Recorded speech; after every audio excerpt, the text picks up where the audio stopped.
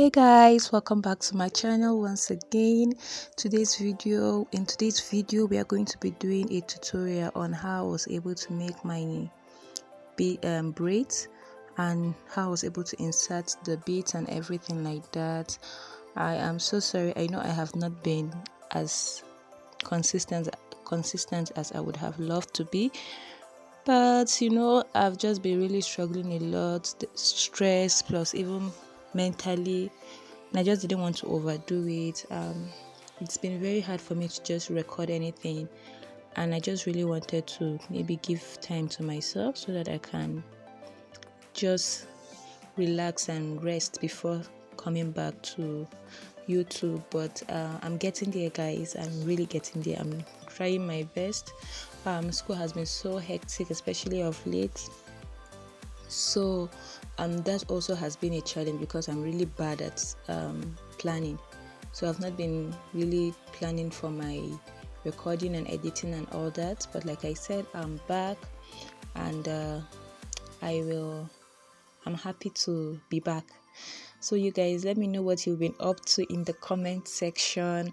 Like I was saying, in this video I'm going to be doing a tutorial on showing you guys how I was able to achieve this hair, and I would say like this is one of my favorite hairstyles that I have done. I don't know, because I wasn't just expecting it to come out that way. So yeah, I used this Pamoja hair by Darling. I separated my hair into 4, as you can see earlier in the video, just because it makes it easier for me to braid my hair. My hair is very full, and if I just leave it without sectioning it, it's like a struggle. And I'm going to be using the knotless braids method. I've never actually done that on my hair, just because I'm so lazy, guys. So I just usually braid the hair directly and I move. But this time I just decided, no, let me just do the knotless braids method, because I just feel it looks nicer, especially with the style that I wanted. I didn't want the hair to look so full, the braids to look so full on the hair. Like I really wanted it to be like very minimal, because I had like 17 braids on each side of my hair, like the front part, not like all the sides. So like you see, I started by braiding, and then I slowly inserted my knotless braid. Nothing special. If you know how knotless braid is done, this is exactly what I did. My friend was there, so if you see me talking, I'm not going mad. I'm actually talking to a friend of mine right next to me. She was actually there to keep me company and help me finish this braid, because you guys, I am lazy when it comes to making my hair. When I'm making other people's hair, I'm like, oh, let's finish this so that everybody can rest and they can be on their way. But if it's my hair, I feel it's my hair, why do I need to stress myself? And also, guys, the reason why I actually started braiding from my front part, usually I would braid from the back, is because I wanted it to be short, and starting from the front actually would give me an idea of actually where I wanted the braids to stop. So I didn't want to start from the back and then I get to the front and then I'll realize that maybe I made it too long or maybe too short. So that was why I was like, okay, let me start from the front so that it gives me an idea of what I want, and then when I'm going to the back, I'm just going to use the ones at the front to guide me on where to stop at the back. Okay, I don't know if you understand what I'm saying, but it just makes my life way more easier, and so that was why I did that. So as you are seeing, like I'm braiding it and I'm trying to figure out where I want it to stop. I didn't want it to be too long because I would have beads, and I just felt like it was going to be too overwhelming. That's me actually asking my friend if she feels the length is enough before I go ahead and tie the hair. You have to tie the hair, guys, because this hair is like the hair it will unravel if you don't tie it.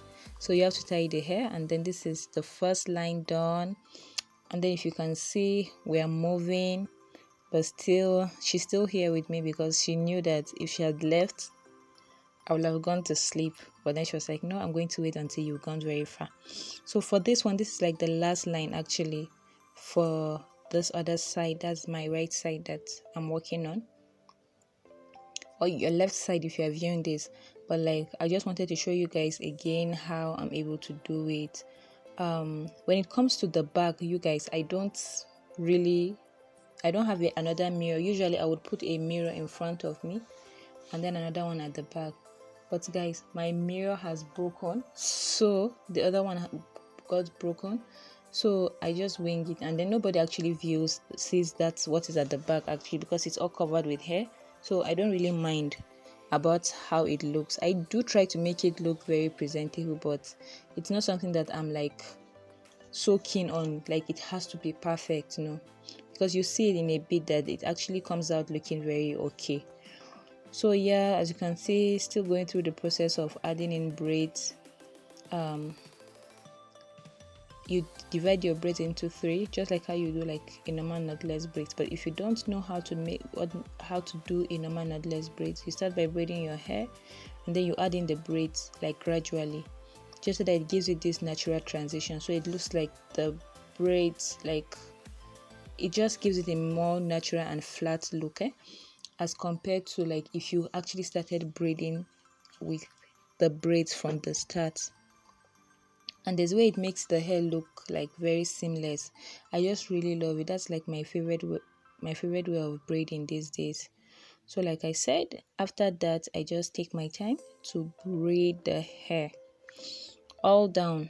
You braid it up, and you have to make sure that the length is the same, because if the length is not looking so the same, then like the beads are just, it's going to show when you put on the bead, and then it's just going to look weird. So just make sure that that's what I was doing. I was trying to make sure that it's the same, at the same length. And this is we're done with one side. Mind you guys, I had to go for fellowship like at 6, and this was like at around 4 when I finished just this front part, those 2 parts as you were saying.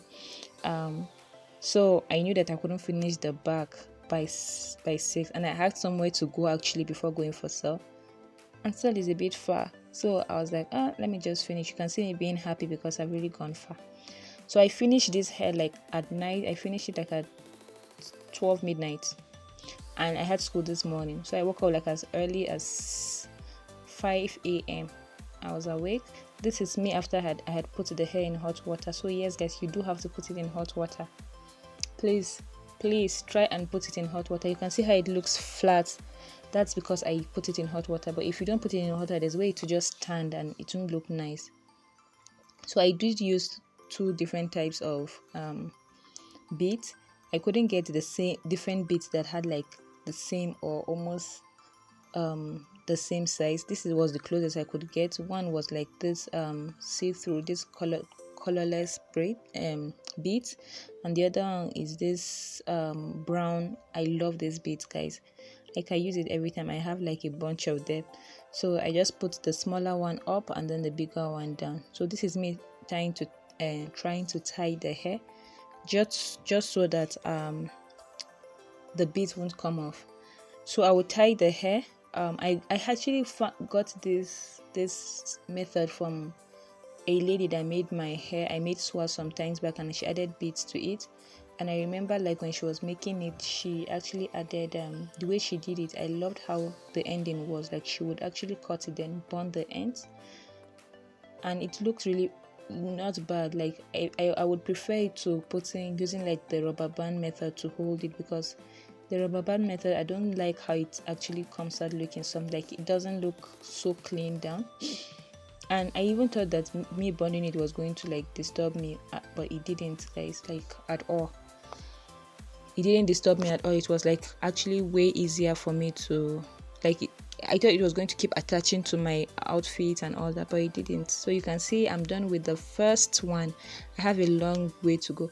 And if you're going to do this now, you have school like me, please do it earlier, because I was thinking this thing is going to take me 30 minutes. You guys, it took me like 50 minutes just to do half of this hair.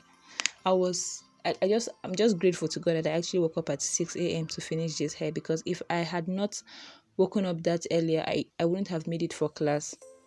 So yeah, there I go again, trying to do all those finish off the beads. This is the end, the final result. It turned out way better. I don't know if you can see it on my face, but guys, I was so happy about this hair. This is one of my favorite hairstyles. If I've not said it, this is one of my favorite hairstyles that I've done on myself. I really love it. So this is how it looks, guys. This was just like 15 minutes before my class, and I was like, I have to show you guys this. That's why I didn't even do any makeup. There was no time for makeup. I was like, no, let me just show you guys how the hair looks, and I'm going to also show you how it looked like. This is it 3 weeks later, guys. So let me know what you think about this video in the comment section, and I'll see you guys in my next video. Have a nice week. Bye.